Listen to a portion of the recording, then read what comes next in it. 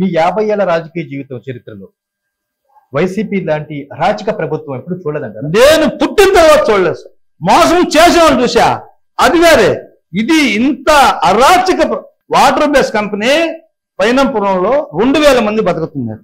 అతను నిర్దాక్షిణ్యంగా తీసేసి ముగ్గురు కాపు నేను కలెక్టర్ దగ్గరికి పోయేసి మంత్రి గారికి తీసుకుపోయేసి కాపు సామాజిక వర్గానికి చెందిన ముగ్గురికి దీన్ని ఇచ్చేసావు కంపెనీని. 2000 మంది బతుకుతున్నారని చెప్పి కలెక్టర్ స్టాంప్ వేసి అతను పంపించాడు. దాన్ని పక్కన పెట్టేసేవారు దాన్ని అని చెప్పి కలెక్టర్ చెప్పి పక్కన పెట్టించాడు. కాకాణి గారా? 40 సంవత్సరాల నుంచి అదే వాటర్ బేస్ లో పనిచేస్తున్న ప్లంబర్ వెంకటేశ్వర్లు వాడిని నిర్దాక్షిణ్యంగా ఎస్సీని అది కూడా రాసి ఇంప్లిమెంట్ చేశారు. దాంట్లో తిరగని నెల్లూరు లేదు.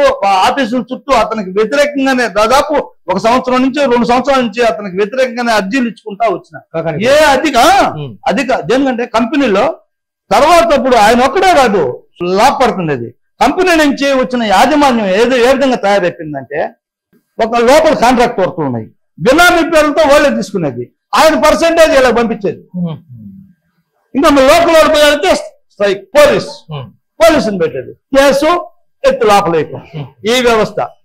కేసులు పెట్టారండి. తెలుగుదేశం ప్రభుత్వంలోనే పోయి మేము గేట్లు కాడిపోయి రచ్చ చేసే గందరగోళం చేస్తే తర్వాత చంద్రమోహన్ రెడ్డి గారు పిలిచి వాళ్ళు కూడా మొన్నటికి మొన్న చంద్రమోహన్ రెడ్డి గారి పిల్లలు నేను లిస్ట్ పోయి ఇచ్చా. ఇంతమంది లోపల అధికారులు 15 లక్షల జీతాలు తీసుకునేవాళ్ళు ఈ విధంగా వస్తువు అన్ని మొత్తం కాంట్రాక్ట్ బినామీ పేర్లు తీసుకుంటే ఒక 2 పేర్లు చదివి దుమ్ము రేపేశాడు సోమిరెడ్డి గారు. అట్ట కాదు, మాకు చాలా మేము అది వినాలని మేము సంబంధిత అధికారులు కంపెనీలకి రాజకీయ వ్యవస్థలో డబ్బు కావాలా చెయ్యాలా, ఇది మా కడుపులు కొట్టా, పేదవాళ్ళ కడుపులు కొట్టి నువ్వు డబ్బులు నీకు కావాల్సినన్ని వనరులు ఉన్నాయి, నీకు ఇచ్చేవాళ్ళు కావాల్సినంత మంది ఉంటారు, రకరకాల విధాలు మాకు అన్ని తెలియదు అనుకుంటారు. మాకు తెలుసు ఎవరికి ఎక్కడి నుంచి వస్తుంది ఏమి వస్తుంది. కానీ పేద ప్రజలు కడుపు కొట్టి నువ్వు చేసుకునేటువంటి ఇప్పుడు మన సివి శాసారెడ్డి గారు ఒక రోజు ఫోన్ చేసి నాకు పాత స్నేహితుడు ఫోన్ చేసి ఏమని కాడినా కాకాని పామ్ ఆయిల్ ఫ్యాక్టరీలో నెలకి ₹1,00,000 ఒకటో తేదీ వెళ్ళిపోవాలంటారు కాకాణి గారి. నాకు సివి శాసారెడ్డి ఫోన్ చేశాడు. కనీసం అతను వాటి ముందు నాకు మాజీ ఎమ్మెల్యే సివి గారే అన్నారా? సివి గారు చెప్పారు నాకు ఏమంటే ఇట్లా నెలకి ₹1,00,000 మొత్తం కంప్లీట్ గా పోయేసి వెళ్ళిపోవాలంటే మొత్తం పోయేసేసి పోవాలి ఆయనకి కంప్లీట్ మా వాళ్ళు. అంటే వీళ్ళు దండకాలకి బాగా అలవాటు పడిపోయారు వైసీపీ కాకాణి గారు. తర్వాత వచ్చేసి జెన్కో కంపెనీ వచ్చిన తర్వాత జెన్కో పెట్టిన తర్వాత 30 మొన్న సిఇఓ గారికి కూడా మేము సిపిఎం పార్టీ వాళ్ళు పిలిస్తే పోయాను, నేను కూడా మాట్లాడాను. 32 ఉద్యోగాలు ల్యాండ్ యూజర్స్ కి ఈ రోజుకి ఫిల్ చేయలే. దేనికనంటే ఆ పాత ఉన్న సిఇఓలు ఆనాటి రాజకీయ నాయకులు అంటే గత 5 సంవత్సరాలు ఉన్నోళ్ళు 10 సెంట్లోడికి 5 సెంట్లోడికి కూడా ఉద్యోగాలు చేసేసారు వాళ్ళ రికమెండేషన్. ఎకరా 1.5 ఎకరా పోయిన వాళ్ళకి ఆపేసేసారు. వాళ్ళకి ఏమైపోయింది వీళ్ళు ఇష్టానుసారంగా చేసేసాడు, ఓనర్కి ఏం తెలియకపోయా. మొత్తం బడ్జెట్ అంటే ₹10 ఉంటే ₹15 ఖర్చుకు వచ్చేటప్పటికి ఆపుతుంది. నాకు అర్థమైంది పరిస్థితి. కానీ ఏ విధంగా నేను సార్ వీళ్ళకి తీసుకోండి, మీకు ఉద్యోగాలు ఇవ్వలేనంటారా, కాంట్రాక్ట్ వర్కులు వెళ్ళి ఆ నిబంధన ఉంది ఇవ్వండి. ఎందుకంటే ఉద్యోగం జీవనం జరగాలి, నెలకు ₹20,000 ₹30,000 కావాలి కదా వాడు కుటుంబం పోషించుకునేదాన్ని. అయ్యేనే చేయమని చెప్పని అడిగాం. ఇవాళ మధ్యాహ్నం నుంచో రేపు దాన్ని పోవాలనుకున్నాయి. ఇప్పుడు వచ్చిండే ఎస్సీ గారు చాలా మంచి. మొత్తానికి చుట్టుపట్టు ఉండేటువంటి ఈ ఫ్యాక్టరీలలో అనేక మంది ల్యాండ్ లూజర్స్ ఉన్నారు. ఈ ల్యాండ్ లూజర్స్ అందరికీ కూడా ప్రయోజనాలు దక్కాయంటారా? ఇంచుమించు 75% వీళ్ళ చదువుతో కాదు, రాజకీయ నాయకులు పెట్టింది కాదు, ఇది రాజకీయ నాయకులు తర్వాత వచ్చింది. సార్ మల్లికార్జున గారు, నాటితో పోల్చుకుంటే నేడు సిఎస్ఆర్ ద్వారా గ్రామాల్లో మౌలిక వసతులు బలంగా జరుగుతున్నాయి కంపెనీల వల్ల అంటున్నారు, నిజమే? దానికి చెప్పాలనుకుని మా చంద్రమోహన్ రెడ్డి సార్ కూడా కొన్ని తెలియదు పాపం. ఆయన ఎన్ని పట్టించుకో అన్ని కరెక్ట్గా జరుగుతున్నాయి అనుకుంటున్నాడు పాపం. ఆయన తెలియదని ఆయన ఒంటరిగా కొన్ని వేల మంది రోజుకి జనాలు వచ్చేస్తున్నారు.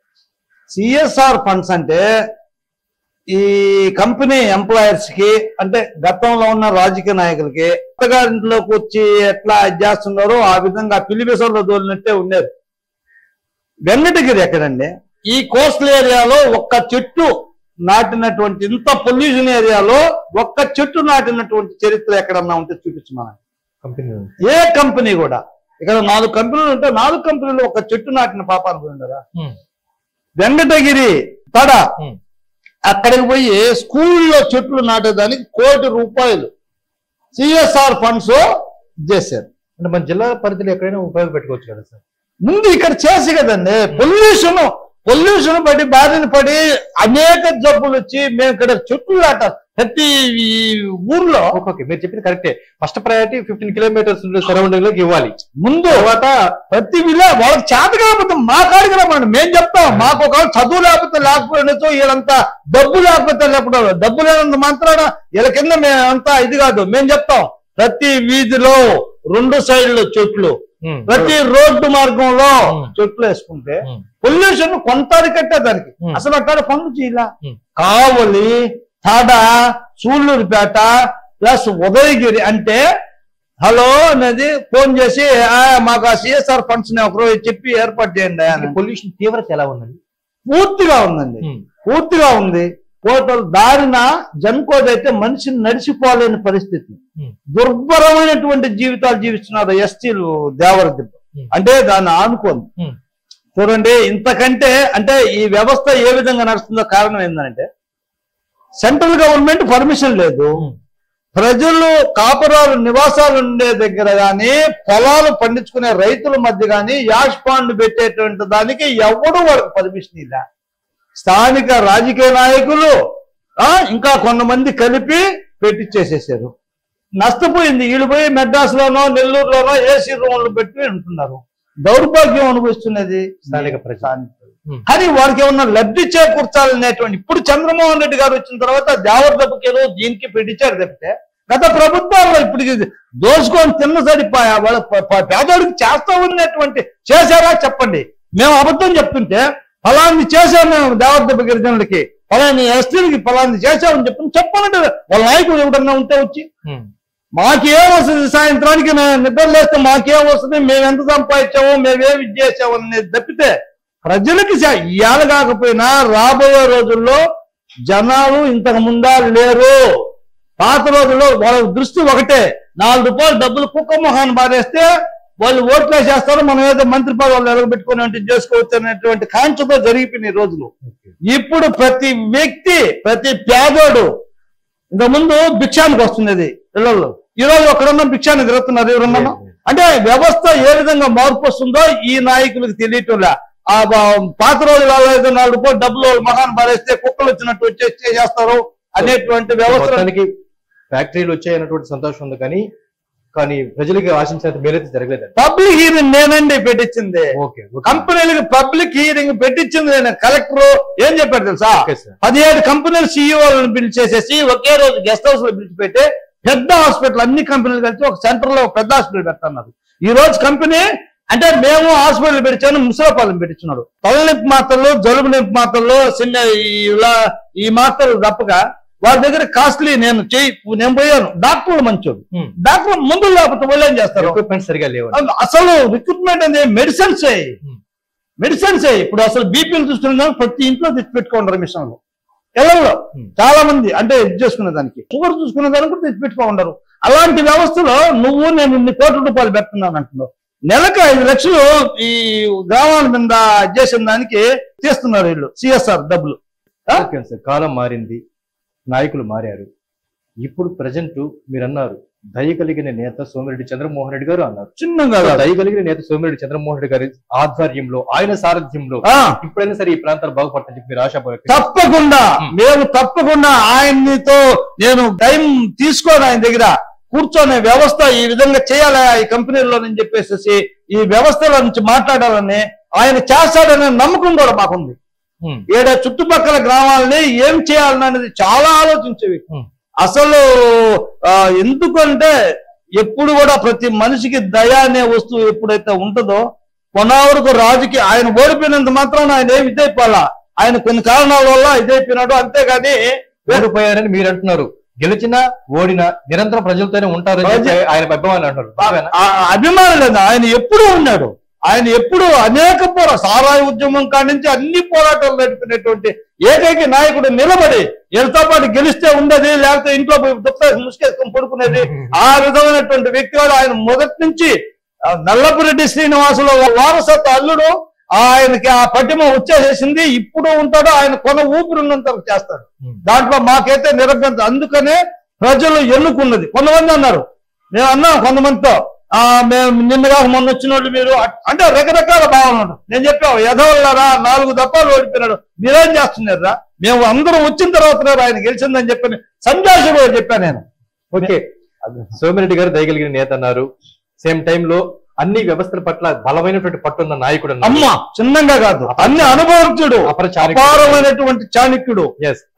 వారి కుమారుడు రాజగోపాల్ రెడ్డి గారండి చాలా చాలా పరిణితి, ఆ మాట తీరు చాలా ఇదిగా ప్రతి మనిషిని పలకరించడం, మాట్లాడటం, వాళ్ళ సమస్య ఏందో చెప్పటం, ప్రతిదీ ఆయన తండ్రి వారసత్వమే కొడుక్కి పునికొచ్చినట్టు కనపడుతుంది. అదే విధంగా తండ్రికి దగ్గర తనయుడు అని చెప్పి ధీమాగా చెప్తున్నాం మేము నిన్ననే కలిసి మాట్లాడేసి వచ్చింది మేము.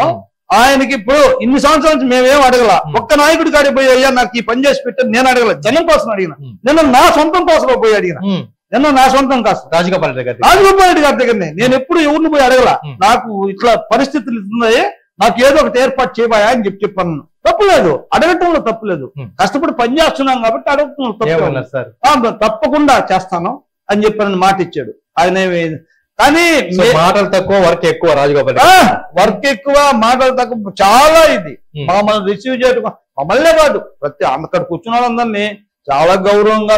ఆ ఓపిక ఈయన ఎండలో తిరిగి ప్రోగ్రాంలు పోయేసి వచ్చేసి అయినా కూడా జనం ఉంటే మిద్ది మీద పోకుండా వచ్చేసి అరపర చూసేసేసి పాపము చాలా ఇది పడి అంత ఓపికతో పనిచేసే వాళ్ళు రాబోయే రోజుల్లో చూడలేము కూడా అవస్థ ఉంది. సార్ ఫైనల్ గా చెప్పండి, సోమిరెడ్డి చంద్రమోహన్ రెడ్డి గారు మీరు చెప్పారు అన్ని వ్యవస్థల పట్ల బలమైనటువంటి పట్టున్న వ్యక్తి. ఈ ప్రాంతంలో ఉన్నటువంటి చుట్టుపట్టు ప్రాంతాల్లో ఉన్నటువంటి ఈ ఫ్యాక్టరీల ద్వారా ప్రజల జీవితాల్లో గ్రామాలలో మౌలిక వసతులు పెంచుతారన్నటువంటి ఆలోచన మీకు ఉందన్నారు. ఆలోచన ఉంది. తర్వాత ఎంత బోట్లలో మార్పులు తీసుకురావాలి, సమూలమైనటువంటి మార్పులు తీసుకురావాలనేటువంటి మా వంతు ఆయనకి సహకారం చెప్తాము. ఆయన సమూలమైన మార్పులు తీసుకువచ్చి ఎవరికి ఏం చేయాలనేది కూడా తీసుకునేటువంటి విజ్ఞత ఆయనకు చేస్తారు, నమ్మకం ఉంది మాకు. సో ఫైనల్ గా చెప్పండి, ప్రజల నాయకుడు సోమిరెడ్డి గారిని ప్రజలు అత్యధిక ఓట్లు మెజార్టీ వేసి గెలిపించారు ఆయన్ని. సో ఈ విషయంలో మా ఛానల్ ద్వారా సోమిరెడ్డి గారి విజయాన్ని పనిచేసిన అభిమానులకి ఏమని కృతజ్ఞతలు తెలియజెప్తారు? ప్రతి ఒక్కరికి పేరున వాళ్ళ పాదాభివందనం చేస్తున్నాం ఆయన్ని గెలిపించిన దానికి. ఎందుకంటే రాక్షస రాజ్యం పోయి దయా కనికరం కలిగినటువంటి వ్యక్తిని తీసుకొచ్చుకున్నామని. మాకేదో ఒకటే చేసి పెట్టి మా కాంట్రాక్ట్లు ఇచ్చేస్తారని ఆ ఉద్దేశంతో కాదు. దయా అనే వస్తువు లేకుండా పోయింది. ఆ దయా అనే వస్తువుని పెట్టుకున్నాము. ఆ కష్టపడి ప్రతి బిడ్డకి ఓటేసిన ప్రతి బిడ్డకి పాదాభివందనం చేస్తున్నాం. ప్రతి బిడ్డకి, ప్రతి ఓటర్కి, ప్రతి కుటుంబానికి మా వంతు సహకారంగా తిరిగి కష్టపడి పనిచేసాం మా శక్తికి మించి. తప్పకుండా విజయం సాధిస్తాడనే ధీమాతోనే ఈయన చారక ముందే మేము దత్తత తీసుకుంటానని చెప్పిన ఏకైక వ్యక్తి ఆయన. మీ గ్రామాన్ని దత్తత తీసుకుంటానని చాలా మంది చెప్పారు. ఆయన పెద్ద మెజార్టీ రాజు అట్లా అవన్నీ కుదరదు. 10 తర్వాతనే, 10 పైనే కానీ 10కి యువతలు లేదని చెప్పి. రాజకీయ ప్రయోజనాల కన్నా ప్రజల ప్రయోజనాలు ఆయనకి ఇంపార్టెంట్. చిన్న ఇది కాదు, ప్రజల ప్రయోజనాలు చేశాడు కాబట్టి ఈ రోజు కాకుండా 4 రోజులు అదిగి ఉన్నా చేసి ఉన్నా మరి ఇంతటి వ్యక్తిని మనం పాంగొట్టుకున్నాము. మనము మళ్ళీ ఆయన కాడికి చేరి ఆయన హక్కును చేర్చుకునేసి ఆయన దగ్గర ఆ టాలెంట్ ఉంది. హక్కును చేర్చుకుని ఎవరిని ఎట్టబట్టుకు రావాలన్నా తనకి రాజకీయ ప్రయోజనాలు చూస్తుంటే ఎప్పుడు సోమిరెడ్డి గారు గెలిచే ఉండేవాడి వాళ్ళు. ఆ ప్రజా ప్రయోజనాలు చూశారు కాబట్టి కాస్తంత ప్రజల్లో నాయకులు వెళ్ళిపోట్లు పొడిచారంట.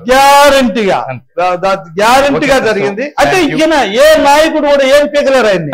ప్రజలు ఆకర్షితులైపోయిన్నారు ఆయన కాడికి. నాయకత్వాలు ఈయన ఎన్ని పోట్లు పొడిచినా ఏం పొడిచినా సరే నాయకుల మాటలు తెలుసు. ఎవడు ఏ నాయకుడు ఎంత మాత్రం నమ్మిన వాళ్ళే సోమిరెడ్డి గారిని బాగా ఇబ్బంది పెడతారని ఒక టాక్ ఉంది. శివనా మీరు చెప్పండి, సీనియర్ నాయకులు. ఇప్పుడు కాదు, వాస్తవం అంటే నేను ఎడంగా ఉన్నా అంటే వాళ్ళతో మాట్లాడేంత జ్ఞానపరుని కాదు.